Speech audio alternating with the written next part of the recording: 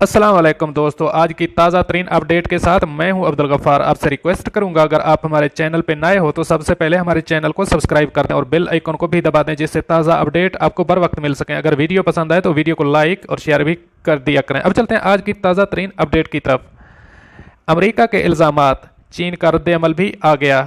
अब इस खबर की तफसील। अमरीका के इल्ज़ामात, चीन का रद्द-ए-अमल भी सामने आ गया है।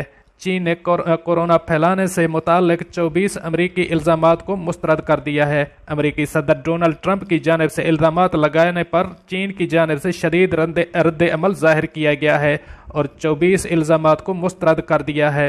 अमरीकी इल्ज़ामात का जवाब देते हुए चीन के वज़ारत ख़ारजा की जानिब से 11,000 अल्फाज पर मुश्तमिल आर्टिकल शाये किया गया है। चीनी वज़ारत ख़ारजा ने मौके पर इख्तियार किया है कि अमरीकी सियासतदान और मीडिया चीन पर मन इल्ज़ामात लगा रहे हैं।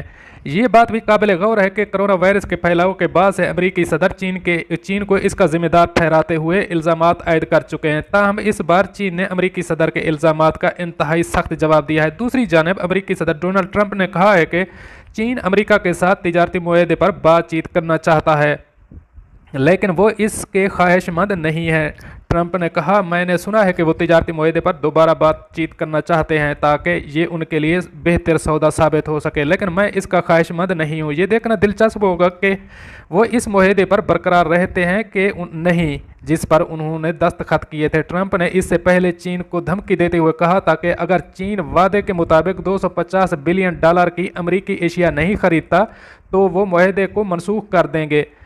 मुआहदे के निफाज पर गुज़श्ता हफ्ते दोनों मुमालिक के तिजारती वफूद ने बातचीत की थी। याद रहे कि कोरोना वायरस से कबल दोनों मुमालिक के दरमियान माशी जंग जारी है।